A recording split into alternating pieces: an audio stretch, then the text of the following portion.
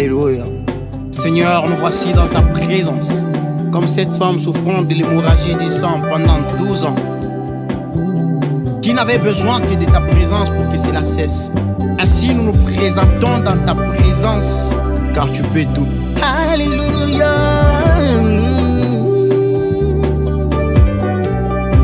Oh, ta présence en moi, ma vie est assurée. Ta présence en moi, Jésus, je n'ai plus peur. Ta présence en moi, ma vie est assurée. Ta présence en moi, je n'ai plus. Commande ta présence à moi, on y va.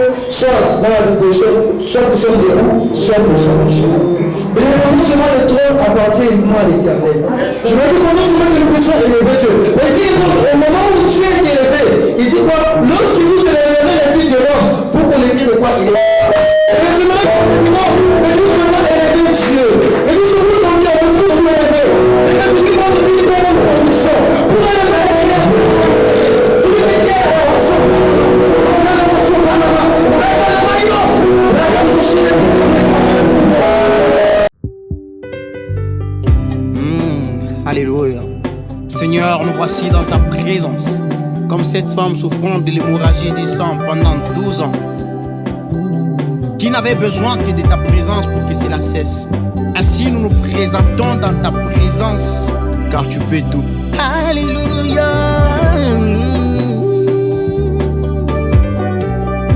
Oh, ta présence en moi, ma vie est assurée. Ta présence en moi, Jésus, je n'ai plus peur. Ta présence en moi, ma vie est assurée. Ta présence en moi, je n'ai plus. Commande ta présence à moi, on y va. Ma vie est assurée. Ta présence à moi. Seigneur, je n'ai plus peur, je n'ai plus de doute. Comment oui, ta présence à moi. Alléluia. Ta présence à moi. Je n'ai plus peur. Oui, ta présence à moi. Alléluia.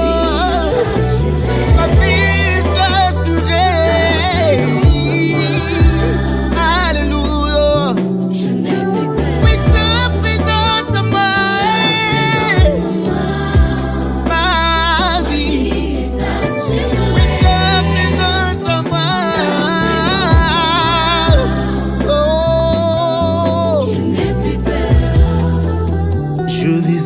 être comme toi.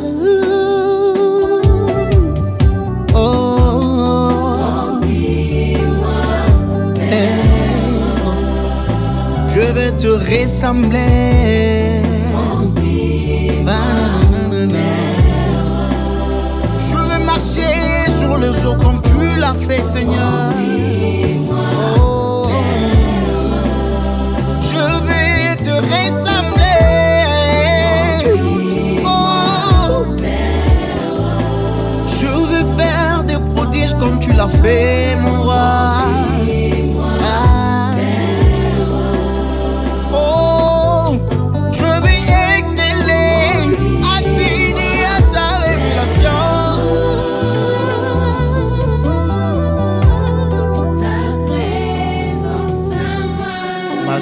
Assuré lorsqu'il y a ta présence.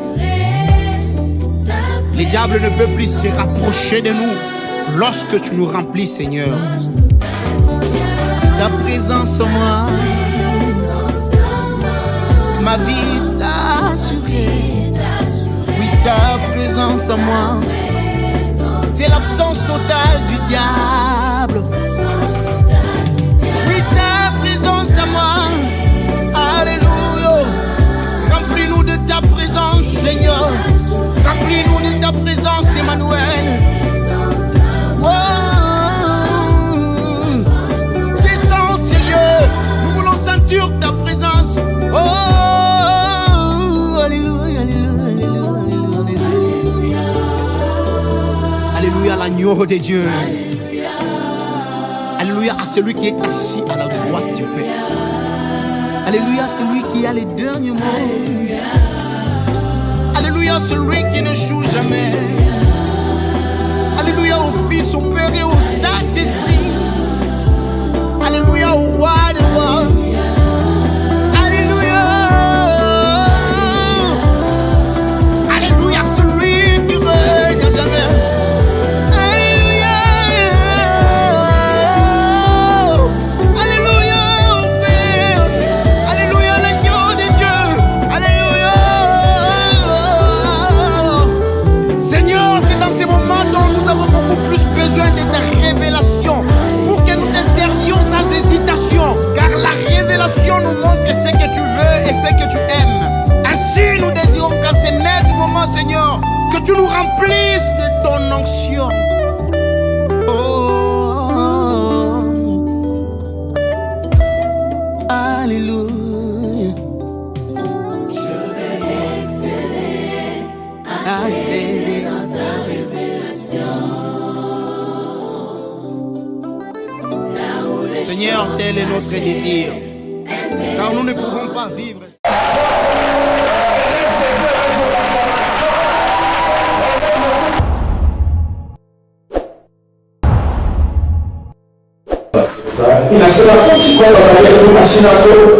Mais je sais qu'il y a l'esprit là avec nous.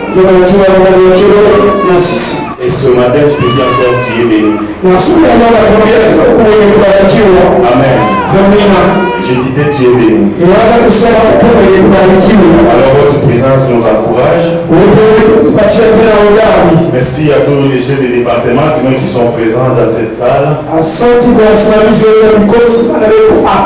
Tous les ouvriers ainsi que toute l'église. Alors j'aimerais dire même à quelqu'un qui pour la première fois d'être ici. J'aimerais te dire que tu es béni du fait que tu sois là ce matin. Amen. À que Dieu bénisse les choristes. Un bon travail bien fait. Sans bricolage, on a loué, on a très bien adoré. C'est une grâce d'avoir les frères qui font du travail comme ça.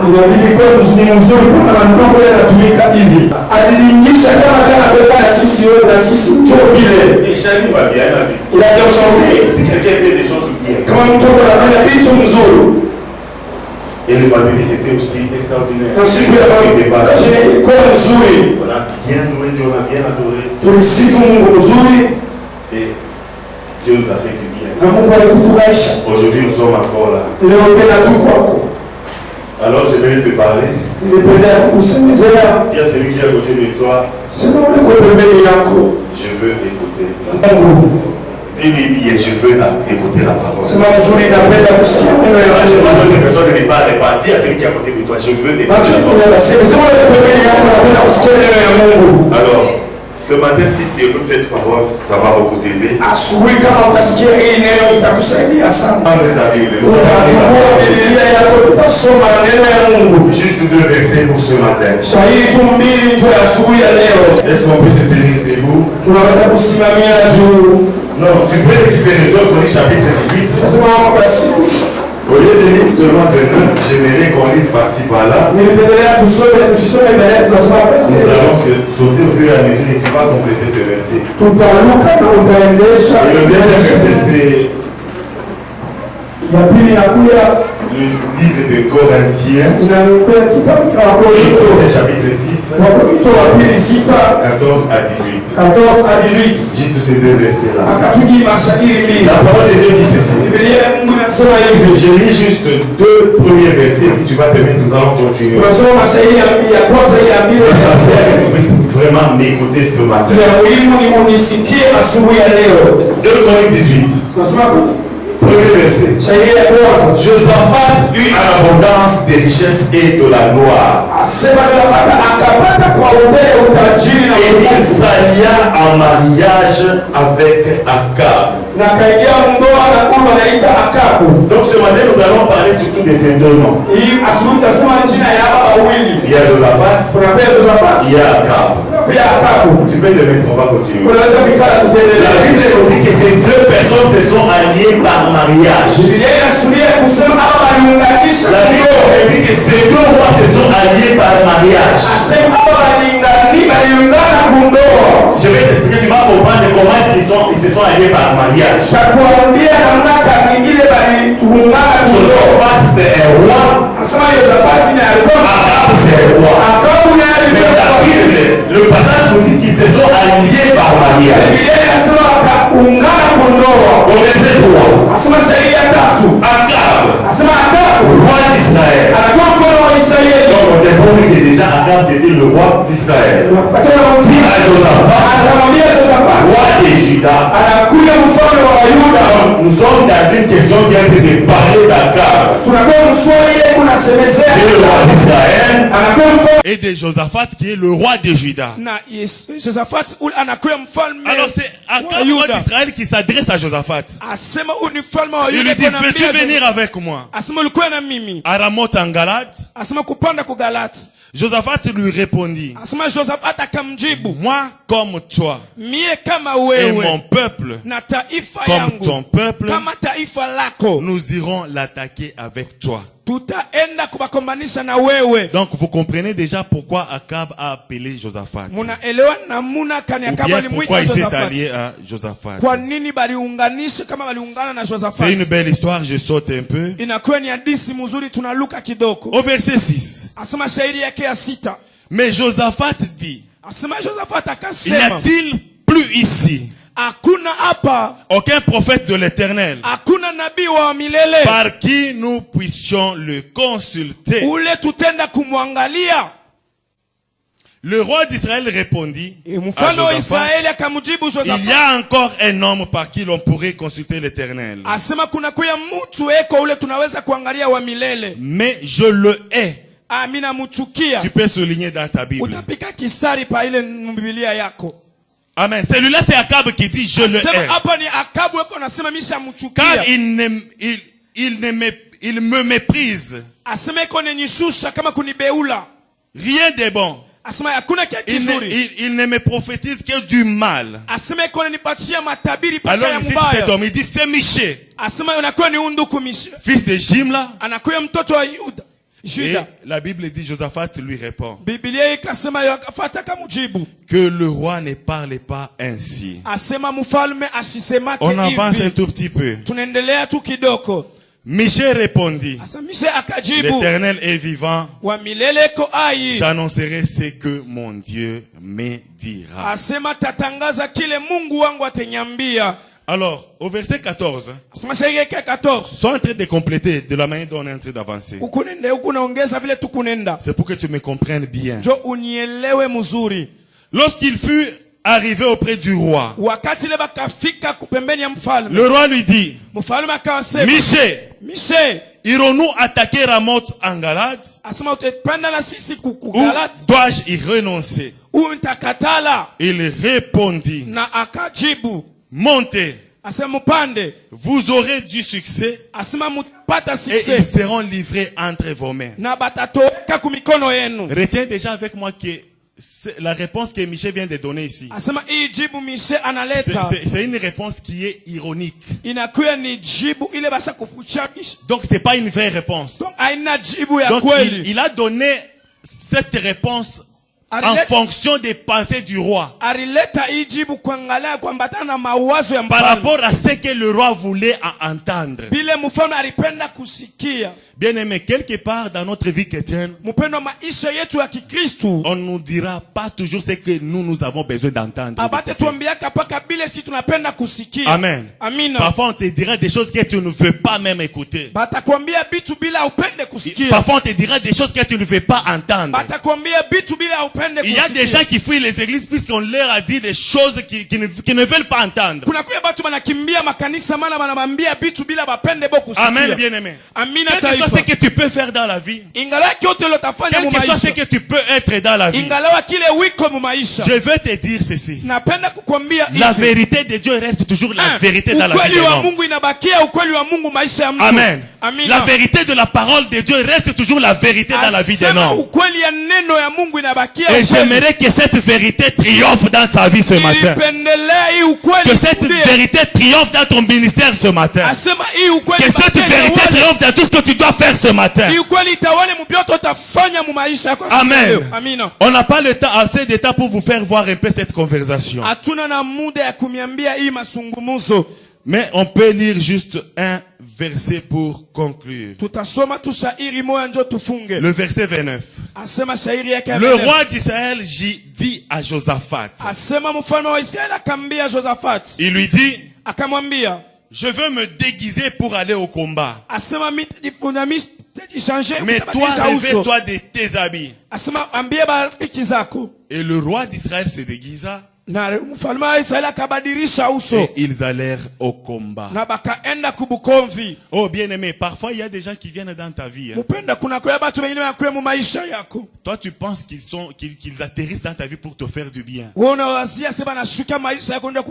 Tu penses qu'ils sont à côté de toi pour te faire du bien. Alors que dans d'autres faces, ils sont en train de t'exposer. Amen. Ils sont en train d'exposer ta vie inutile. Amen. Le thème de ce matin: apprends à écouter Dieu. Apprends à écouter Dieu. Regarde celui qui est à côté de toi, dis-lui: apprends à écouter Dieu. Ok, c'est bien. Apprends à écouter Dieu. Bien aimé, parfois nous nous retrouvons perdus parce qu'on n'a pas seulement écouté Dieu. Écouter,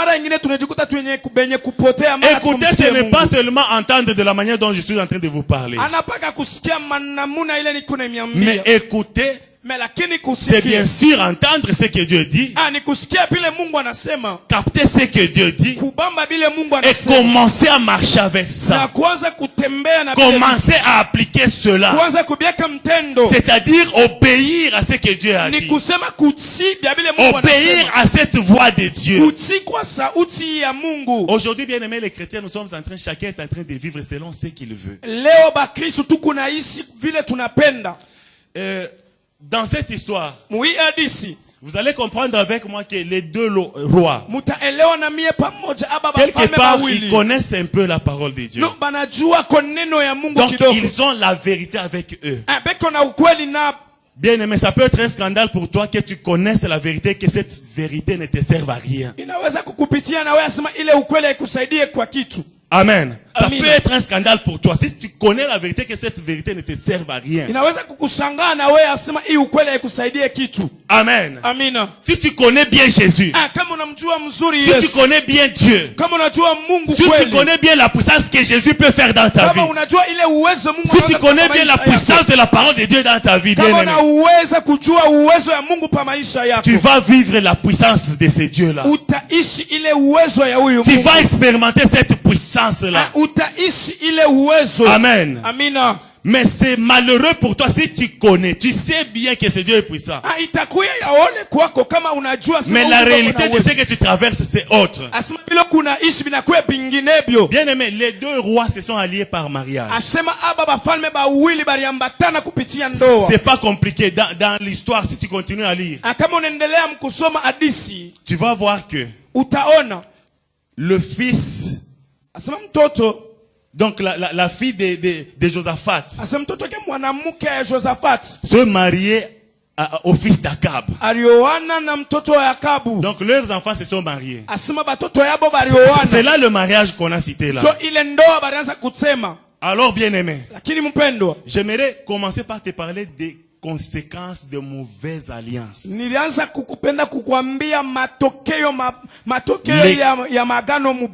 Les mauvaises conséquences des mauvaises alliances, si on peut dire ça comme ça. Amen. Amina. Tu n'es pas appelé dans ta vie à t'associer à n'importe qui. Dans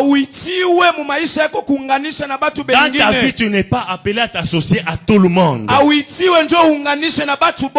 C'est pourquoi il faut être prudent. Et même la Bible nous avertit par rapport à cela. Akab avait un problème. Mais tellement qu'il était rusé, qu'il était malin, il a approché, puisqu'il connaissait bien les capacités de Josaphat. Il a approché Josaphat. Et Josaphat aussi, sans tenir compte de son caractère, sans tenir compte de sa méchanceté, il s'est allié à lui. Il y a certaines personnes, avant de t'associer à lui, avant de t'allier à lui, tu dois chercher d'abord à savoir ce qu'il est réellement. Il est comment? Qu'est-ce qu'il fait réellement? Amen, bien-aimé. Hier la nuit, j'ai souri un peu. C'était vers 21h. Près de l'église catholique là-bas, au coin. Je vois là une jeune fille comme d'habitude. Avec un type, ils étaient au coin là-bas. Ce que j'ai entendu, c'est quoi? Le garçon était en train de parler. Tant que uko kwenu mshezukusha kintu hata kimoja. Amen. Sitakufasha kintu hata kimoja. Je ne peux pas faire quelque chose comme tu as chez vous à la maison. La fille aussi répond. Comme les autres.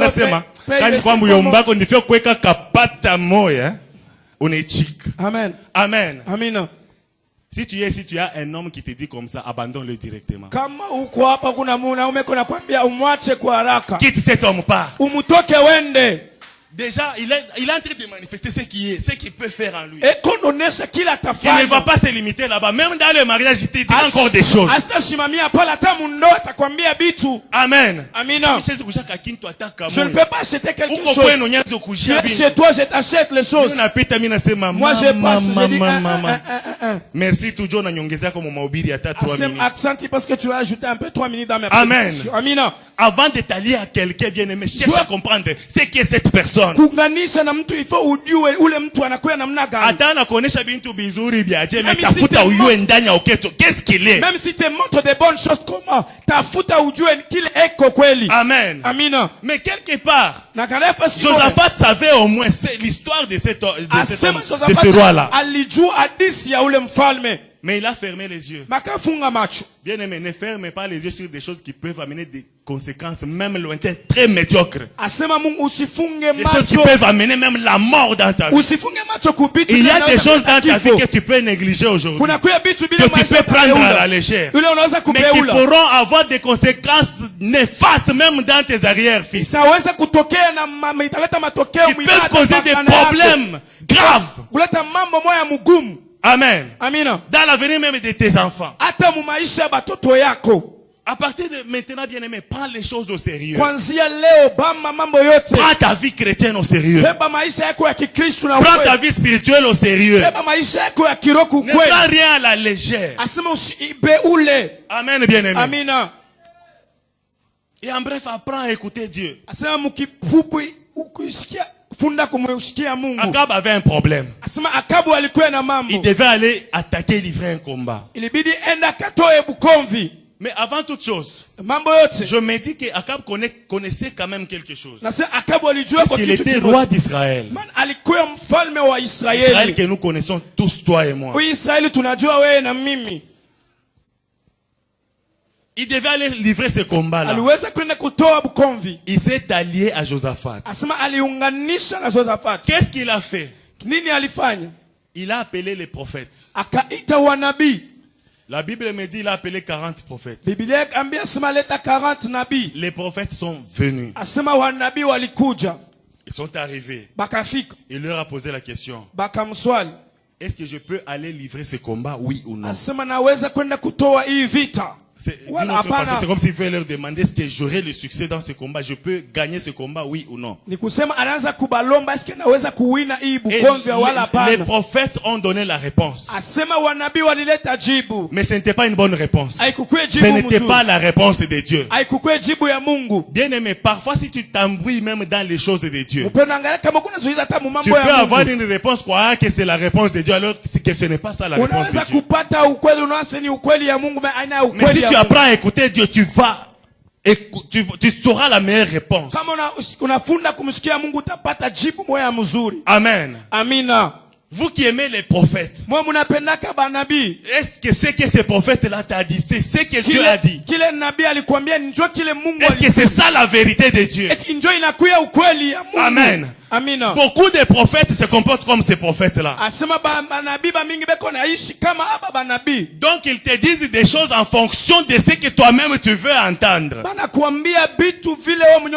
En fonction de ce qui va réjouir ton cœur. Avec Dieu ça ne fonctionne pas comme ça.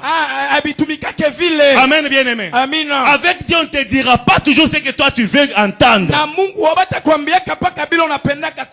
Oh roi, engage-toi dans ce combat. Tu auras du succès. Alors que ce n'était pas ça. Quand Josaphat est venu comme allié, il lui dit ses problèmes. Josaphat lui dit, est-ce que tu as au moins consulté les prophètes de Dieu? Il a accepté, il a dit, les prophètes m'ont dit ceci. J'aurai du succès. Et Akab insiste encore. Et plutôt Josaphat insiste encore. Il lui dit, il n'y a-t-il pas encore en dehors de ces prophètes un autre prophète? Amen, bien-aimé. Il lui pose cette question. Il lui dit, il y a quand même un prophète. Il y a un prophète. Et Josaphat lui a dit, amen ce prophète. Amen. Alors ici, suis-moi bien. Akab a envoyé les messagers pour aller parler à ces prophètes que le roi est en train de te chercher. Alors, le messager, celui qui est arrivé près de ce prophète. Ce prophète s'appelle Michée. Quand il est arrivé, il lui dit ceci. Je sais que tu es un prophète de Dieu. Je sais que Dieu parle au travers de toi. Mais là-bas, le roi a une réponse donnée par les autres prophètes. Si toi seul, tu vas dire le contraire de ce que les autres ont dit, ça va te créer des problèmes, des sérieux problèmes. Église de Dieu, je vais vous dire ceci. Si Dieu t'a dit une chose, même si toute l'église est contre cette chose-là, toi accroche-toi seulement à la seule chose. C'est tout. Reste seulement accroché à ce que Dieu t'a dit. Même si des milliers de personnes sont contre. Toi, tiens seulement à ce que tu sais que c'est ce que Dieu a dit.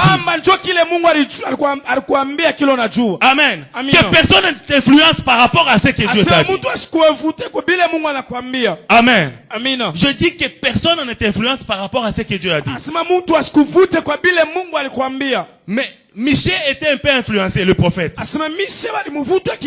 a dit à ce messager, ça va, allons-y. Quand il est arrivé devant le roi, le roi l'a posé une question. Est-ce que je peux aller livrer ce combat?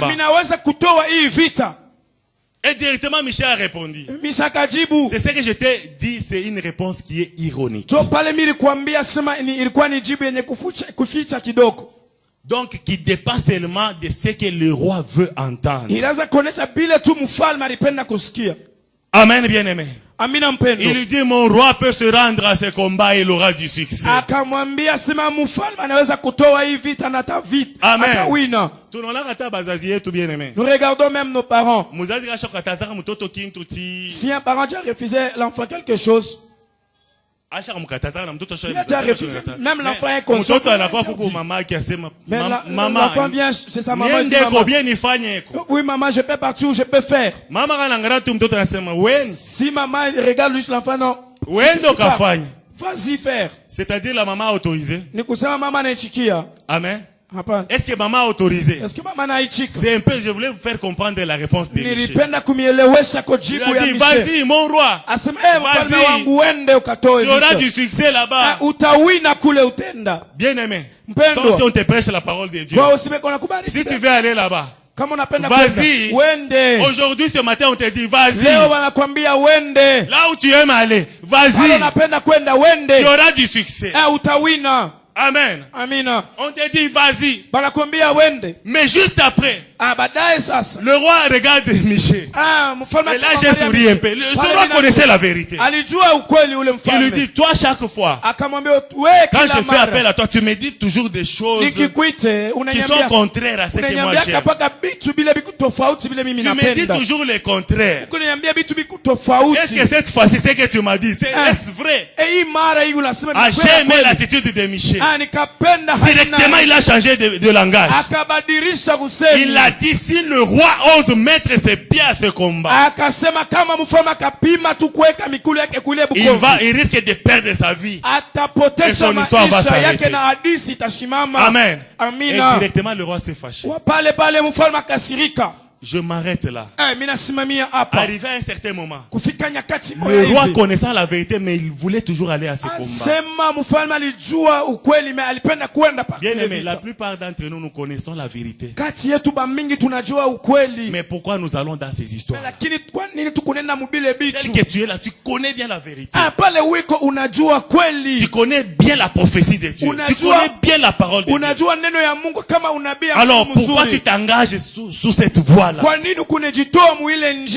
que tu vas faire sur cette voie-là? Amen. Bon, dans les temps du vrai combat, c'était pas mal. Parce que quand je suis en train de demander pourquoi tu vas dans ces choses-là, il y en a qui croient que peut-être c'est dans l'impudicité, dans les péchés, dans les histoires. Laisse-moi te scandaliser en disant ceci. Il y a d'autres choses qui sont bonnes que tu peux faire, mais que Dieu ne t'a pas permis de faire. Amen. Ce voyage-là, est-ce que Dieu t'a autorisé de quitter et de partir dans ce voyage? Amen. Même cet homme-là, est-ce que c'est Dieu qui t'a autorisé d'épouser cet homme? Même cette femme-là, est-ce que c'est Dieu qui t'a autorisé de prendre cette femme? Ou bien tu t'entêtes seulement, la vérité tu la connais, mais toi tu t'entêtes pour t'engager.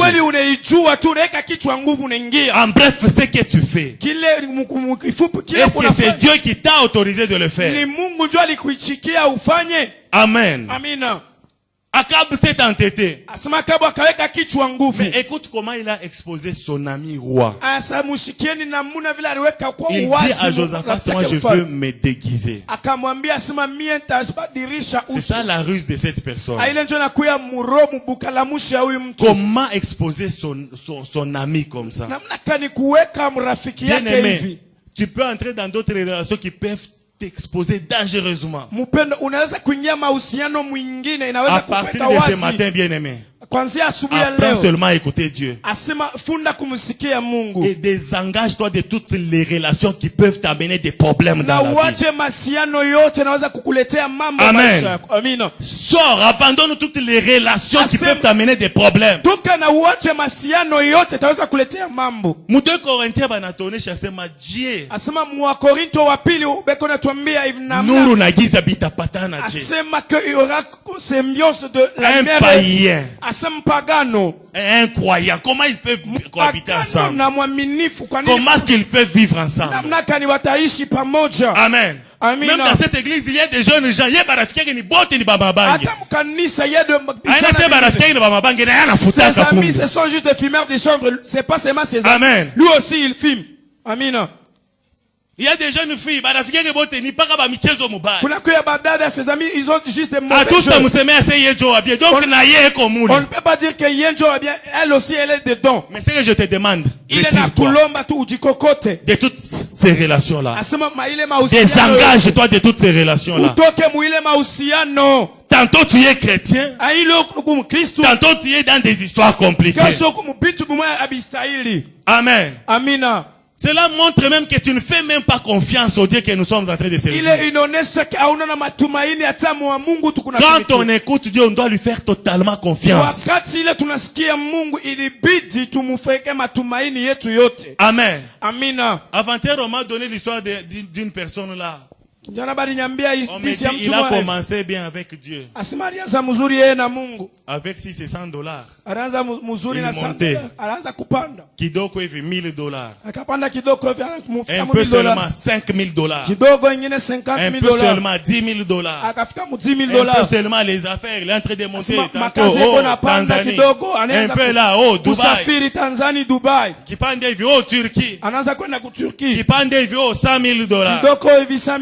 Ça. Mais le type qui nous expliquait, il nous dit, pourquoi on a tout frère a changé? Le frère a changé. Pourquoi? Puisqu'il s'est retrouvé en compagnie d'autres personnes. Parce qu'il s'est retrouvé avec des gens qui l'ont influencé un tout petit peu seul. Et le frère a changé. À ce niveau où tu es arrivé, tu ne peux pas rester comme ça. Il faut avoir une petite protection. Tu protèges.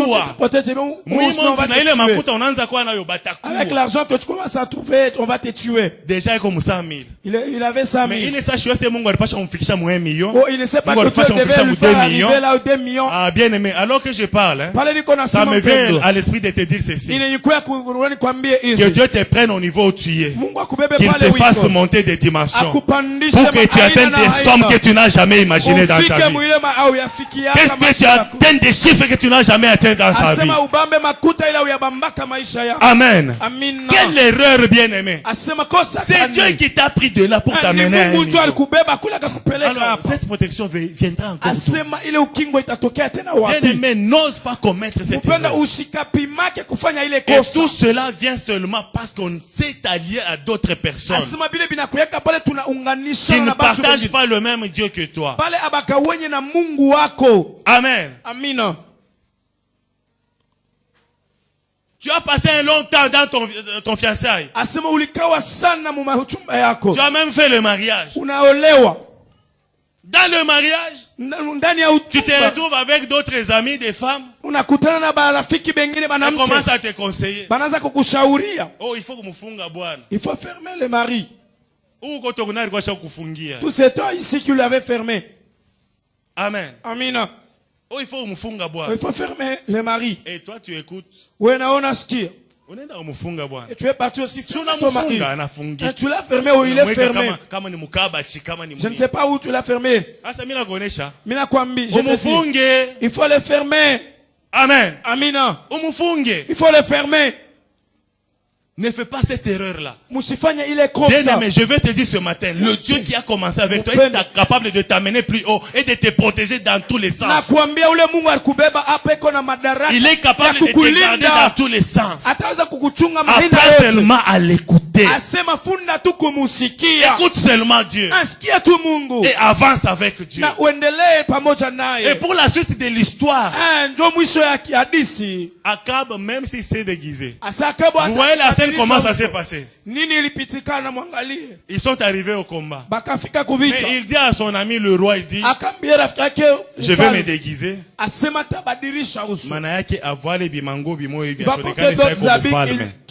Qui va pas montrer qu'il est roi. Qu'il prenne l'apparence des gens ordinaires. Mais il dit à son ami, toi garde seulement les habits royaux. Amen. Et nous allons partir au combat. Et ils sont allés au combat. Écoute maintenant. Dans notre camp, le roi de là, l'ennemi là d'Akab, il dit aussi à ses combattants, notre cible dans ce combat, puisqu'il nous attaque, c'est pas n'importe qui. Notre cible, c'est seulement le roi. Alors je vous pose la question, selon vous, la cible c'est qui dans ce combat? Amen. Qui est la cible dans ce combat? Bien aimé. Quelque part Mungu akikusauver kwa pakimoya. Ponyokelele ushipime kurudia tena mwili nchi. Ne rentre plus jamais. Ponyokelele hapana kurudia mwili nchi. Ne rentre plus jamais. Nasema Josaphat aseme kuna chance. J'ai dit ici Josaphat avait la chance. C'est Josaphat qui devait mourir. Ni Josaphat tu dois ripenda ku alta. Amen bien aimé. Amina taifa ya Mungu. Acha mbele niseme kwa muntu moja. Laisse-moi dire à une personne. Lufu yote bali programmer. Toute mort qu'ils ont proclamé. Bana beba image yako bana itangulisha. Ils ont pris ton image qu'ils ont mis ça devant. Bana nifuchamisha kumukongo. Wewe ukakufe derrière. Abasta kupata mwile lufu mujina la Yesu. Abasta pata mujina la Yesu. Ils vont pas te trouver au nom de Jésus. Banabeba mariage ao bana exposer devant yote. Ils ont pris ton mari, ils ont pris banabeba kaja ao bana exposer kumbele ya biote. Ils ont pris ton travail, ils ont exposé cible ya shetani kuye wei. Pour que les cibles de bien aimé tuko na déclarer échec ya bomujina la Yesu. On va déclarer échec. La Bible me dit que Josaphat a poussé un cri. Bien aimé Josaphat a poussé un cri. Ce matin j'aimerais que toi aussi tu puisses pousser un cri. C'est l'unique cri qui a sauvé Josaphat. C'est le cri qui a sauvé Josaphat. Malgré qu'il était exposé. Le combat était devenu dur. La cible c'était le roi. Alors que c'est Josaphat qui avait l'apparence du roi. L'autre roi était présent. Mais on ne pouvait pas le détecter. Alors écoute la scène comment ça s'est passé. Quand on a commencé à lancer des flèches, on lançait les flèches en direction de Josaphat, puisque c'est lui qui apparaissait comme le roi. Oh bien aimé, si tu y as Dieu, si tu y es pris comme cible, bien aimé, quel que soit le temps, ils se sont déguisés pour que toi tu aies cette apparence là, qu'on te prenne comme cible. Je vais te dire ceci, même si tu apparais comme le roi, mais il y a celui qu'on appelle le roi des rois. Lui s'il se passe devant toi, lui s'il se place dans ta vie, bien aimé, quelles que soient leurs flèches, quelles que soient leurs armes, tu ne vas pas tomber au nom de Jésus. Ce matin je dis à quelqu'un, tu ne vas pas tomber au nom de Jésus. Ce matin je dis à quelqu'un, tes affaires ne vont pas tomber au nom de Jésus. Ce matin je dis à quelqu'un, ton mariage ne va pas tomber au nom de Jésus. J'aimerais que tu dises bien amen. Ce matin j'aimerais dire à quelqu'un, tu ne vas pas mourir au nom de Jésus, parce que tu es exposé. Oh, cet accident là qu'ils ont préparé pour t'exposer, bien aimé, cet accident là tu vas t'en sortir. Je me rappelle en 2015 on a fait un accident. Qui était la cible? C'était une autre personne. On était à 6 dans le véhicule. Tonneau 4 fois. Motoka inaluka. Et comme miraculeusement, Jeep inaenda retrouver yulu ya kibiri ya mabriki. Amen. C'est pas un rêve. C'est un accident. C'est pas un rêve que je vous dis, mais c'est un accident. Et quand on prêche comme ça, c'est aussi beau de faire allusion à des choses comme ça. Parce que c'est un miracle de Dieu. Amen. Surf, vitesse, geuka bordure la voiture s'est tournée 4 fois. Ile maturu tujunguluka ni bachini sasa bale baronaje banaanza kutuexpliquer après pale tushakulamuka bajima na wewe utalamuka mjima batakuexpliquer vile vile kuya. On va te raconter l'histoire Amen. comme ça s'est passé. Hautakufa mbele. Tu vas pas mourir. Écoute, on a retrouvé yulu ya kibiri. On s'est retrouvé kisha ile shop mimi nafungula mencho pole pole. J'ouvrais les yeux lentement. Mvumbi. Il y avait des foudres. Mimi nase tu kuchini kumbi motoka yulu ya kibiriki ya mabriki basha kuchoma mea bayatosha mabriki pale yulu ikala tena en position normale ça va ribeba kwa gri balinga na hivi banaiweka. C'est comme si on avait pris la voiture et on l'a mis là-dessus. Et quand j'ai ouvert les yeux, j'entendais les cris de gens. Non, ils sont tous morts. Les gens ne traînent pas vous aussi les autres. Les gens ne traînent pas pour dire, pour parler. Ils sont tous morts. Ils étaient tous. J'étais assis comme ça. Je regarde à droite, il y avait une personne. Nous étions quand je regarde devant, je n'ai pas vu le chauffeur. Même celui qui était avec lui. J'ai bougé celui qui était à mes côtés. Nous avons fait l'accident. Lui, il avait perdu déjà la connaissance. Il regarde, oui, c'est vrai. Je dis, mon Dieu.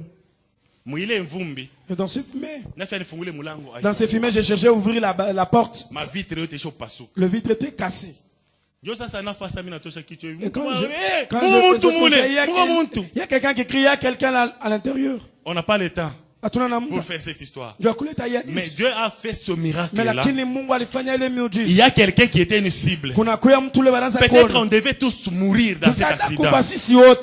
Amen. Puisqu'il y a un roi des rois qui s'est pointé devant moi. Il dit, même s'il apparaît comme une cible, il n'est pas une cible. Amen, bien-aimé. Bien-aimé, dans ta vie, même si tu apparais comme une cible, tu n'es pas une cible. Tu n'es pas une cible, c'est-à-dire tu es une cible.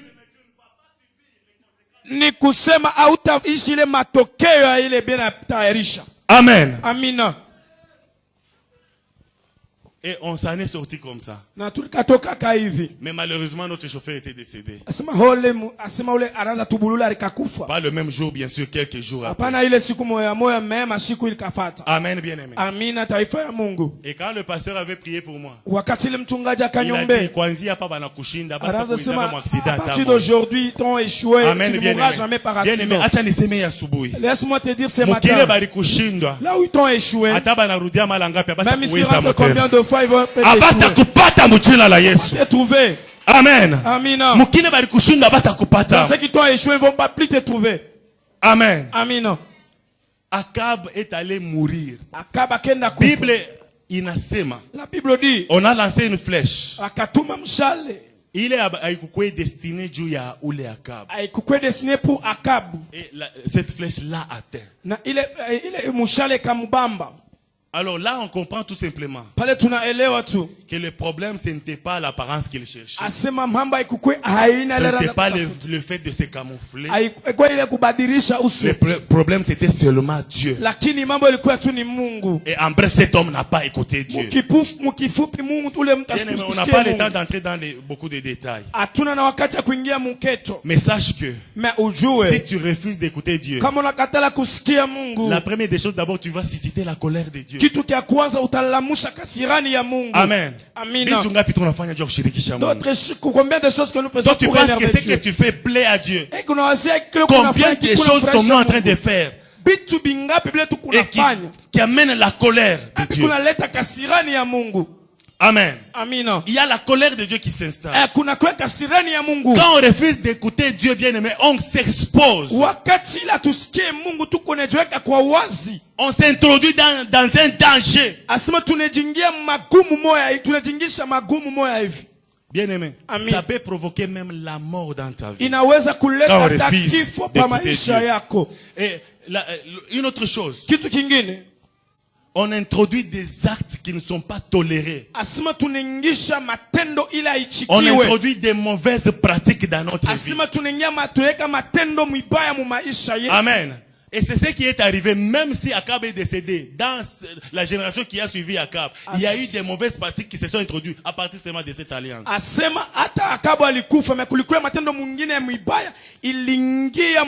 Bien aimé, apprenons à écouter Dieu. Amen. Apprenons seulement à écouter Dieu. Tu verras qu'on ne va pas introduire de mauvaises pratiques. Laisse-moi même dire que il y a certaines pratiques qui sont entrées même dans l'église et qui semblent même être tolérées. Amen. Qui semble même être toléré alors que cela ne plaît pas à Dieu. Cela suscite la colère de Dieu. Donc nous devons faire attention. C'est pas tout ce qui nous plaît, il plaît aussi à Dieu. Il y a d'autres qui nous plaît mais que ça ne plaît pas à Dieu. Que ce soit dans l'église de Dieu ou bien en dehors de l'église. Nous devons faire attention. Amen. J'aimerais te dire en disant ceci. Associe-toi seulement à Jésus. Si tu es un vrai chrétien, associe-toi seulement à Jésus. Et l'objectif dans tout ça, nous voulons que tu sois celui qu'on appelle un chrétien convaincu. Un serviteur de Dieu m'a plu ce matin. Il parlait aussi d'un serviteur convaincu. Je disais non, je suis béni avec ce message. Comme j'avais ça en tête, je l'ai bien suivi le matin. Amen. Un chrétien convaincu, c'est ce chrétien-là qui participe aux œuvres de Dieu. Tu vois, l'indice pour savoir qu'une personne, que quelqu'un écoute Dieu, c'est sa manière de participer aux œuvres de Dieu. Est-ce que ce que tu fais là, tu participes aux œuvres de Dieu? Tes habitudes là, ton comportement là, est-ce que ça s'accorde au principe de Dieu? Amen. C'est sérieux. Et tu dois comprendre ça. Réellement ce que tu fais, est-ce que ça concorde? Bien aimé, si quelqu'un écoute bien ce message, tu verras même que l'église n'aura pas de problème. Amen. Tu verras même que l'église n'aura pas de problème. Papa, maman mwana lofa kumisa tunako aprendre ser lofa ninjo alikuwa na nkukuma munene sana. Alikuwa na kaja kusema amutondole manyonya ili mubeba sana apike ule nkuku. Amen. Imaginez-vous. Asa na wewe ubile unafanya au lieu de venir participer aux œuvres de Dieu. Kazi ya Mungu. Amen, bien-aimé. Si tu écoutes Dieu, utaanza kufanya vitu vile biko important. Kama unasikia unamsikia kama Mungu, utaanza kufanya vitu vile vya muhimu. Amen. Amina. Il y a que kuna kuya ibada. Indice tout simplement c'est comment tu participes aux œuvres de Dieu. Comment tu participes aux œuvres de Dieu. Kwa nini kuna namna gani kuna kuya kazi ya Mungu? Alofa kumisa jo ulikuwa na mboka mzuri ile uliuza. Tu t'absentes à l'église parce que tu as acheté un bon condiment. Njo ifanye. Pour que ça fasse quoi? Même si vous allez bien manger, qu'est-ce que ça fasse quoi? Ça va faire quoi? Si tu unaisha pa misa tu unatoka kembo haleluya wana lukula na kile kinkuku toi tu es tombé malade avec ta poulet. Kama unarofa kumisa jua kinkuku kikupe typhoid mjina ya Yesu. Amen.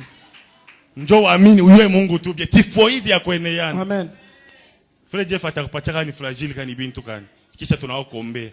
Mais l'essentiel que tu écoutes hapana kupima kufanya vile. Ya muhimu nu tusikie tu usifanye vile. Unaacha kazi ya Mungu. Tu laisses l'œuvre de Dieu pour faire d'autres choses. Unaacha kazi ya Mungu dans des choses inutiles. Kuna bitu bila na bei bitu ya bule. Amen. Amina. On se dit toujours que cette église, comment tu vas faire tout quoi chibo ta pas. Si nous pouvons venir tous ici à l'église. Akuta kuya ta mafasi. Il n'y aura même pas une place ici. Akuta kuya ta face hapa. Amen. Quand on sait que toute l'église soit présente, il n'y aura même pas une place. Bien aimé, à partir d'aujourd'hui, change ta manière de participer aux œuvres. Écoute Dieu. Amen. Écoute Dieu. Je dis que l'indice, c'est ta manière de participer aux œuvres de Dieu. Amen. Tu me retrouves. Benjamin. On écoute, je fais quelque chose, je ne viens pas à l'église. Non, ça, il est efficace. Ça ne peut jamais arriver. Que Dieu te donne aussi cette grâce-là. Il y a d'autres personnes, c'est juste la pluie. Comme il pleuvait, le matin, c'est bien quand tu es dans la couverture. Reste dans la couverture. Moi je te dis, reste dans la couverture. Couvre-toi. Amen. Amen. Frère, il y a des sœurs qui ne viennent pas à l'église puisque assez kukicho kulikuwa kubaya. Amen. Amen. Non, ma tête n'était pas bien. Ça veut dire, c'était comment? La tête était... Tu vas nous... Utatwambia namna gani? Les gens qu'on appelle, qu'on a imani mwa Christ. Même si on m'est coupé, on reste juste la moitié. Que je vienne à l'église, je ne viens pas pour toi, pour me regarder comme je viens adorer et louer mon Dieu. Amen. Amen. Bon, et les autres qui viennent à l'église, Amen. Ils ne sont pas bénis quand ils écoutent la parole de Dieu. Vous cherchez des problèmes inutilement. Nous ne laissons pas ici, on va continuer prochainement. Que Dieu bénisse cette parole. Tiens-toi debout, nous allons prier. Tiens-toi debout, nous allons prier. Tiens-toi debout, on va prier. On pouvait dire beaucoup de choses. Mais ce que tu dois retenir, c'est que la seule personne en qui il faut faire confiance, c'est Jésus-Christ, qui est le roi des rois. Jésus s'est déjà déguisé une fois pour toi. Amen. C'est lui qui a porté l'habit du roi pour te protéger. Alors, nous allons prier. Amen. Je ne sais pas comment relever le premier besoin, la première prière. Mais j'aimerais que tu dises ceci à Dieu. Père, réveille-moi de ton esprit, afin que je sois en mesure d'écouter et de suivre ta parole. Écouter et suivre ce que tu dis. Donne-moi cette capacité-là. J'aimerais que tu fasses sérieusement cette prière. Commence à prier au nom de Jésus. Que le Dieu du ciel aide de cette église à l'écouter, à avancer avec lui, à entendre ce que Dieu veut. Bien-aimé, tu pries avec moi, tu pries avec moi, tu pries avec moi. Tu pries avec moi. Apprends-nous, Seigneur. Apprends-nous, Seigneur, à t'écouter. Est-ce que quelqu'un peut être en train de prier? Bien-aimé, l'église doit être capable d'écouter ce Dieu. Écouter et suivre ce Dieu. Écouter et marcher selon sa parole. Nous refusons de nous exposer au danger. Nous refusons de mettre notre vie en veilleuse.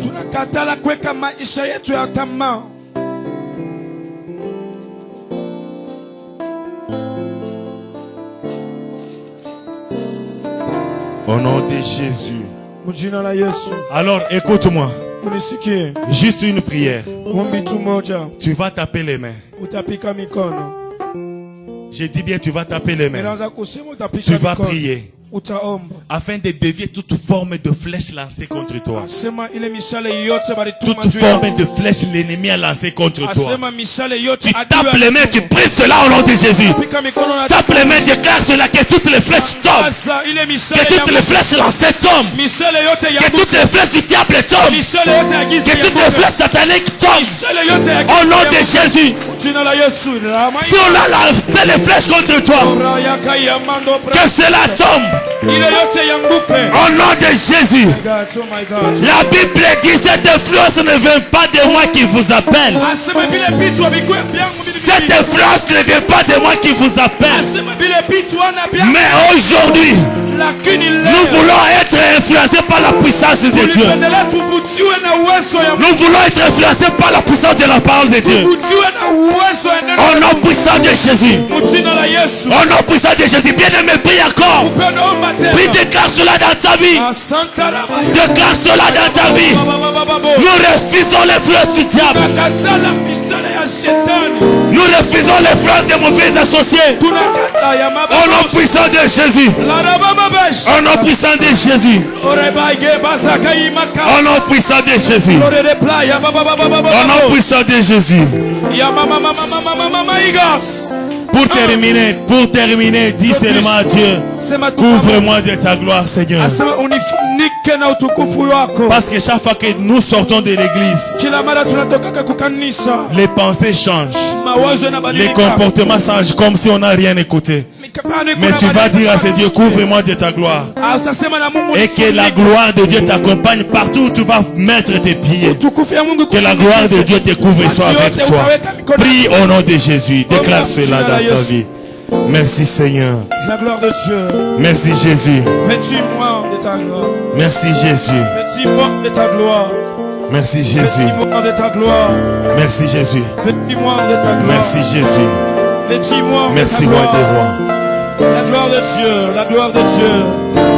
La gloire de Dieu. Est-ce que tu peux répéter en toute humilité? Tu peux le répéter en toute humilité après moi. Dis Seigneur Jésus. Seigneur Jésus. Seigneur Jésus. Seigneur Jésus. À partir de maintenant. À partir de maintenant. Je veux être participant. Je veux être participant. À tes œuvres. À tes œuvres. Je veux être participant. Je veux être participant. Par ma conduite. Par ma conduite. Je veux être participant. Je veux être participant. Par ma conduite. Par ma conduite. Et contribuer. Et contribuer. Aux œuvres de tes principes. Aux œuvres de tes principes. Marcher selon tes principes. Marcher selon tes principes. Je serai l'élément. Je serai un élément par lequel le monde constatera que tes principes existent et payent. Constatera que les principes existent et payent. Au nom de Jésus-Christ. Au nom de Yeshua. Amen. Alors quelqu'un acclame le roi des rois avant de s'asseoir. Acclame pour Jésus. Acclame encore. Que Dieu te bénisse.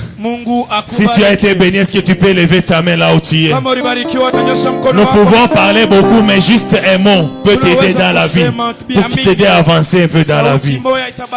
Alors nous disons encore que Dieu te bénisse. Tu vas lire 2 Corinthiens 6, 14 à 18 chez toi à la maison. Puisqu'on n'a pas lu ça. 2 Corinthiens 6, 14 à 18.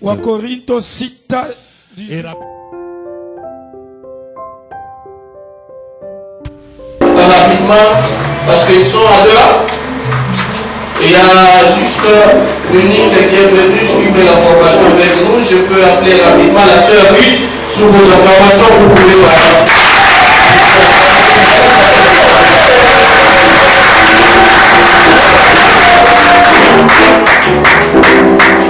En fait, papa n'est pas là, mais nous avons, ce sont le représentant direct, passez aussi papa, on a besoin de vous. Alors c'est lui qui va remettre ce certificat de formation, parce que ce certificat c'est le premier niveau. À l'Union des moniteurs, nous avons 4 niveaux. Donc ça c'est les débutants. Il y a le 2e niveau, 3e niveau, 4e niveau. Elle s'est donnée, elle a été assurée. Malgré la famille, elle venait toujours. Alors elle est là. Et à la fin, je veux vouloir, papa, vous allez prier aussi pour les enfants. Je ne peux pas être là et partir sans que vous priez. Permettez-moi, Église, vous êtes fatigués, c'est bon. Mais accordez-moi aussi cette faveur. Papa, vous pouvez la remettre. Et à la fin, vous allez passer à une prière. Vous allez faire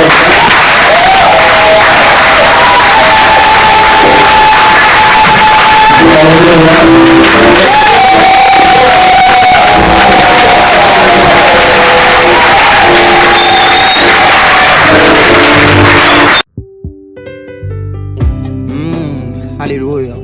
Seigneur, nous voici dans ta présence, comme cette femme souffrant de l'hémorragie du sang pendant 12 ans, qui n'avait besoin que de ta présence pour que cela cesse.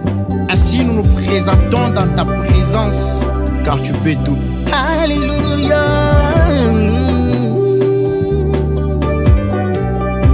Oh, ta présence en moi, ma vie est assurée. Ta présence en moi, Jésus, je n'ai plus peur. Ta présence en moi, ma vie est assurée. Ta présence en moi, je n'ai plus. Commande ta présence en moi, on y va. Ma vie est assurée. Ta présence en moi, Seigneur, je n'ai plus peur, je n'ai plus de doute. Comment oui, ta présence en moi. Alléluia. Ta présence en moi, je n'ai plus peur. Oui, ta présence en moi. Alléluia. Ma vie est assurée. Alléluia. Oui, ta présence en moi. Ma vie. Oui, ta présence en moi. Oh, je vais être comme toi. Oh,